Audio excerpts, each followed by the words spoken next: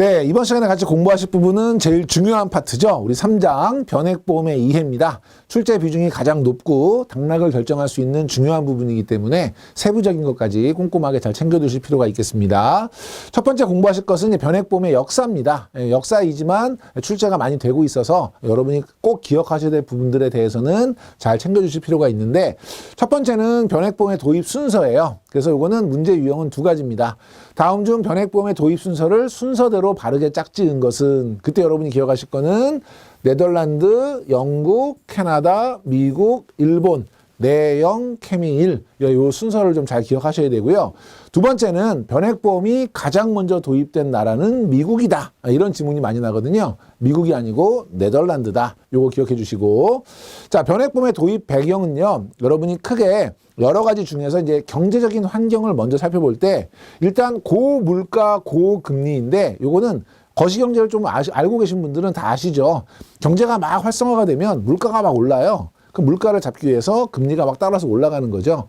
경기가 좋을 때를 얘기하는 거예요. 금리가 높아지면요, 우리 이제 보험을 제외한 나머지 금융상품들은 변동금리형 상품들이 있다 보니까 고금리를 제시하는 그런 상품들이 출시가 됩니다.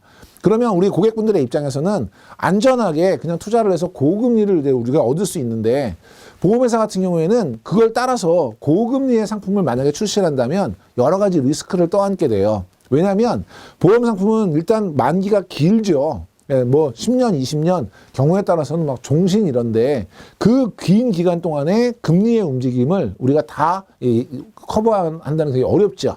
예를 들면 그 당시엔 되게 고금리였는데, 이제 우리나라의 경우만 살펴보더라도 불과 3, 40년 전에는 뭐 12%, 13% 엄청난 고금리였단 말이에요.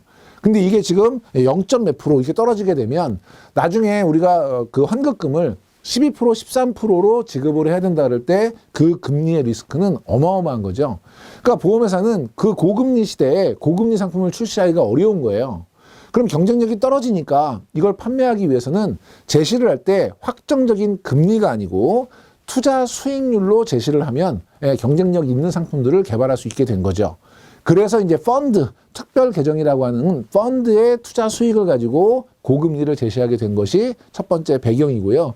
시험 문제에는 고물가, 저금리, 저물가, 고금리 바꿔서 시험 문제 많이 내거든요. 시작은 고물가, 고금리에서 시작한다. 기억해 주시고. 이렇게 금리가 높아지게 되면요, 소비자들이 바뀌게 되죠. 성향 자체가 고금리를 추구하는 성향이 확대가 됩니다. 금리가 높으니까 여기저기서 고금리 상품이 나오면 너도 나도 고금리를 찾게 되는 것이고, 그러면 경쟁 금융상품들, 다른 회사들은 고금리에 상품들을 막 출시를 하기 있으니까 경쟁을 하기 위해서는 고수익 투자형 상품이 필요하게 된 거죠. 그래서 마지막에 생명보험이 경영상의 위험, 예를 들면 아까 조금 전에 말씀드렸던 금리 리스크, 이런 것들을 이제 해치하면서, 줄이면서, 없애면서 뭔가 고수익을 제시할 수 있는 상품, 이런 것들에 대한 니즈가 생긴 거죠. 그래서 이제 변액보험이 출시되게 됐다. 투자에 따른 여러 가지 위험을 회피하기 위한 것이다.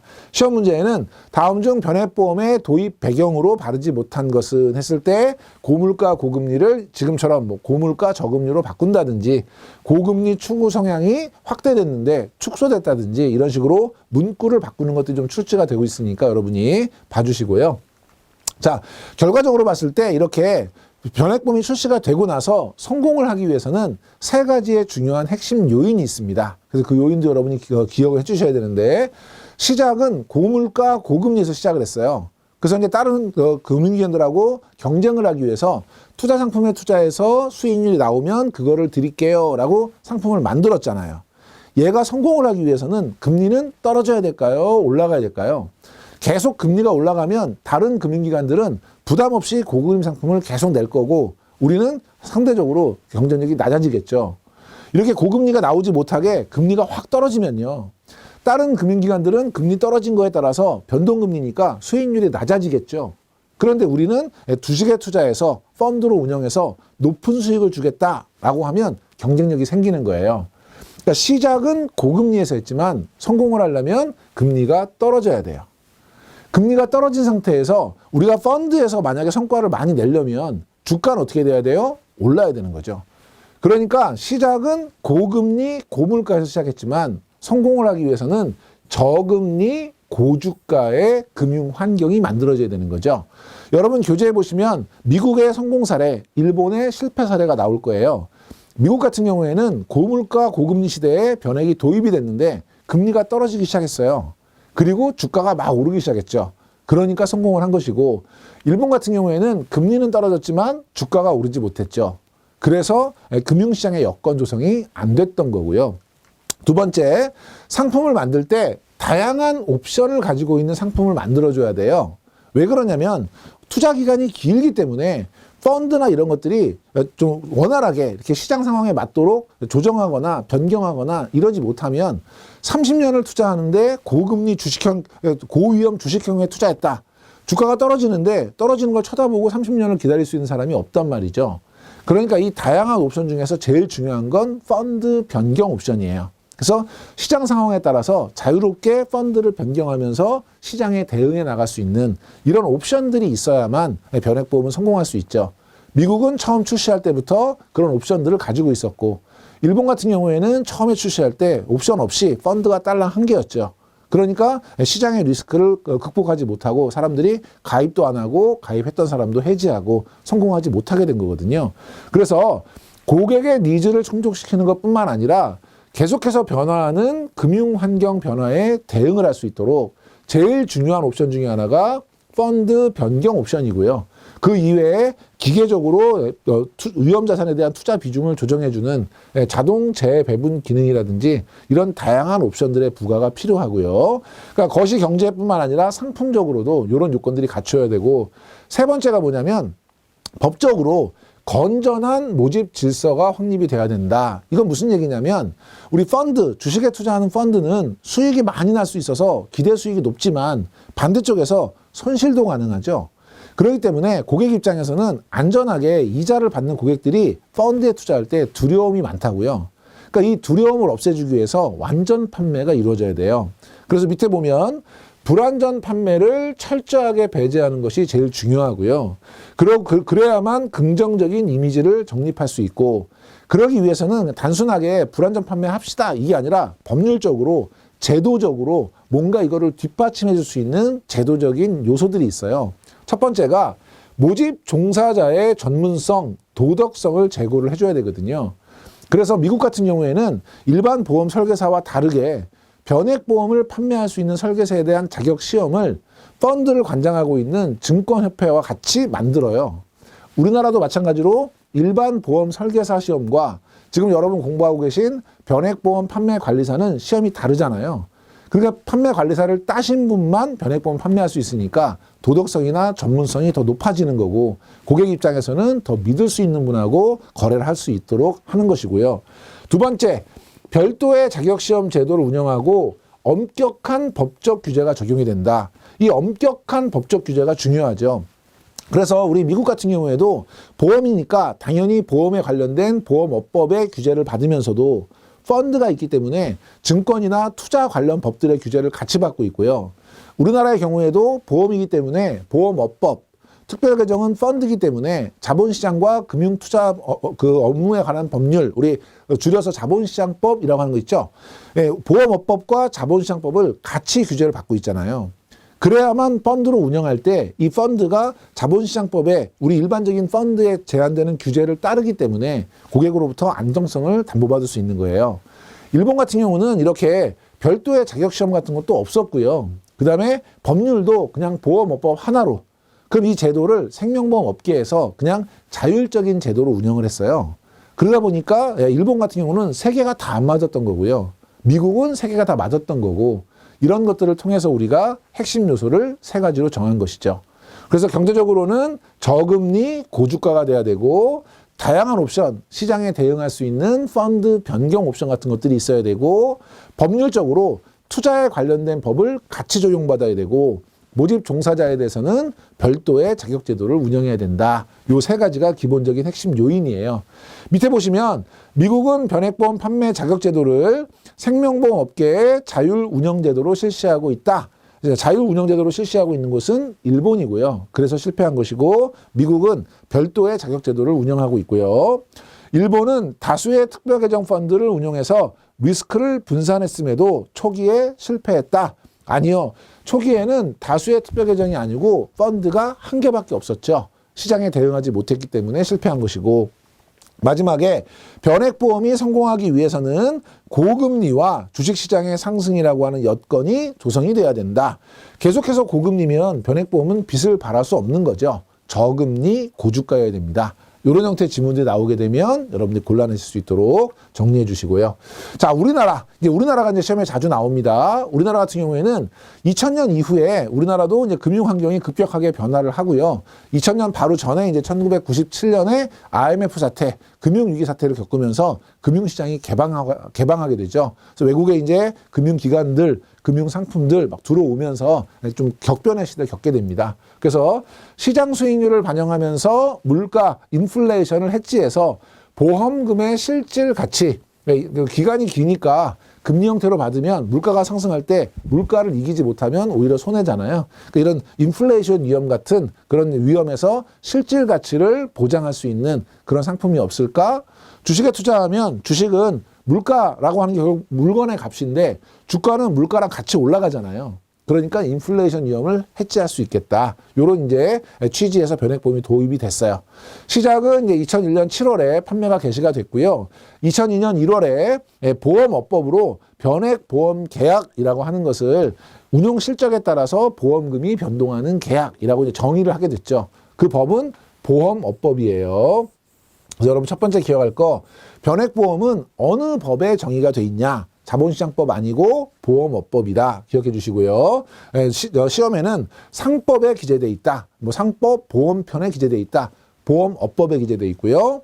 2009년 2월에 자본시장법 시행으로 집합투자기구의 요건을 준수하도록 했죠. 그러니까 우리는 보험업법과 자본시장법 두 개를 같이 적용을 받고 있고요. 자주 나오는 지문 중에 하나가 2003년 교차 모집제도 승인과 더불어 변액보험이 도입되었다. 방카슈랑스의 활성화에 따라 변액이 도입되었다. 아니에요. 변액은 교차 모집이나 방카슈랑스하고는 관련이 없다. 지문 챙겨두시고요. 자, 도입 순서. 우리 외국의 내영 케미일도 중요하지만 우리나라의 도입 순서도 시험에 자주 나옵니다. 이것도 두 가지죠. 우리 순서를 바르게 연결한 것은 첫 번째 2001년 변액 종신, 두 번째 2002년 변액 연금, 세 번째 2003년 변액 유니버셜 순서로 도입이 됐어요. 그래서 바르게 짝지은 것은, 또 하나의 문제는 가장 먼저 도입된 것은 변액 연금이다. 뭐 이런 문제 많이 나오거든요. 변액 종신이 가장 먼저 도입됐고요. 그래서 밑에 보면 변액 연금이 최초로 도입되었다. 틀린 지문이고요. 지금 최근의 현황을 보면 지속적으로 변액보험이 계속 성장을 하다가 우리 2007년 말, 2008년 초에 우리 미국의 서브프라임 모기지 사태가 터지면서 우리 글로벌 금융위기가 왔죠. 금융위기 이후에 최초로 수입 보험료가 감소했어요. 중요한 부분은 아닌데 가끔 지문에 나오네요. 그래서 우리 2009년 이후에 처음으로 수입 보험료가 감소했다. 이거를 2009년 이후에 수입보험료가 증가했다로 지문이 나온 적이 있고요. 그렇지만 최근에는 회복을 많이 하고 있고요. 다양한 신상품같들이 출시가 되고 있기 때문에 지속적으로 성장할 것으로 기대를 하고 있습니다. 자, 각각의 측면에서 변액보험의 도입 배경, 이건 이제 우리나라의 이제 각각의 측면이기 때문에 시험에 자주 나옵니다. 첫 번째, 보험 소비자 입장에서는 물가 상승에 대응하는 보험금의 실질 가치를 보장해 주죠. 이 인플레이션 위험이라는 게 아주 클 수 있어요. 가장 대표적인 게 우리 예전에 가입하셨던, 제 부모님이 가입했었던 교육보험이라는 것이 있어요. 취지가 굉장히 좋죠. 자녀분들의 학자금 이런 것들을 마련하기 위해서 미리부터 준비합시다. 그래서 교육보험을 가입하셨는데 경제 상황이 급격하게 막 성장을 하면서 물가가 엄청나게 오르기 시작했죠. 그래서 정작 대학 갈 때는 대학 전체 학자금을 준비하셨는데 한 학기 등록금이 채 안 됐다. 이런 게 이제 인플레이션 위험이에요. 이런 거를 없애기 위해서 금액으로 받는 것이 아니라 같이 따라 올라가는 주식의 평가 금액으로 받으면 실질 가치를 보장할 수 있다는 것이고, 상품의 선택권이 확대가 되는 거죠. 증권회사의 펀드 말고 보장도 받으면서 수익률도 얻을 수 있는 이런 상품이 없을까? 이걸 고를 수 있도록 선택권이 확대된다는 것이 소비자 측면이고요. 회사 측면에서는 역마진, 예를 들면 고금리 상품을 뭐 30년, 40년짜리를 판매했을 때 금리가 지금처럼 하락하게 되면 역마진이 생길 수 있죠. 그런 이제 금리 리스크에 대한 적정한 관리, 이런 거를 이제 변액보험은 어쨌든 투자 수익으로 드리는 거고, 이익이 나든 손실이 나든 투자 책임이 투자자에게 있기 때문에 경영상의 안정성을 높일 수 있다. 이런 얘기입니다.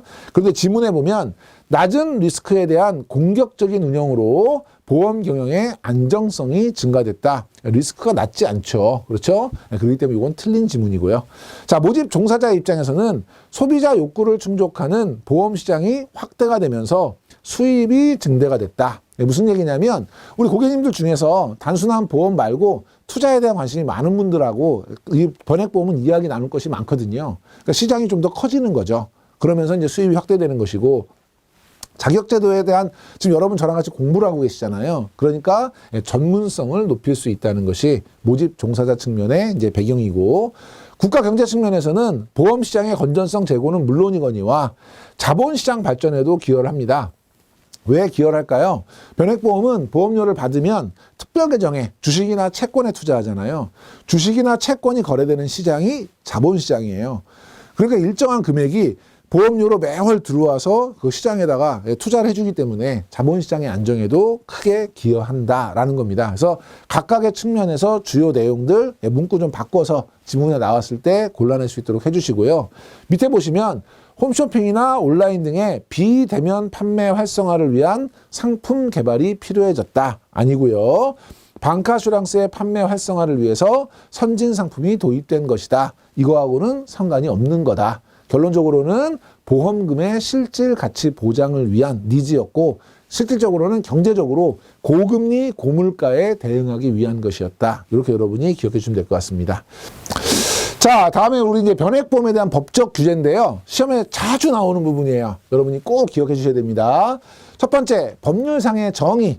법률상으로는 보험금이 자산운용 성과에 따라서 변동하는 계약이다라고 정의가 돼 있어요. 이 정의보다 더 중요한 건 어디에 정의가 돼 있어가 중요합니다. 어디에 정의돼 있냐면 보험업법에 정의가 돼 있죠. 그래서 시험 문제에는 이 보험업법을 자본시장법에 정의가 돼 있다. 이런 문제가 많이 나오고요. 경우에 따라서 이 법률상의 정의에는 이렇게 괄호 넣기 문제가 나와요. 그래서 괄호 안에 들어갈 알맞은 내용으로 올바른 것은 했을 때 자산운용 성과를 골라내 주셔야 되고, 경우에 따라서 틀린 지문으로 나와요. 보험금이 평균 공시이율에 따라서 변동한다거나 자산 평가 방법에 따라서 변동한다거나 이런 질문들이 최근에 나온 적이 있으니까 여러분 챙겨봐 주시고요.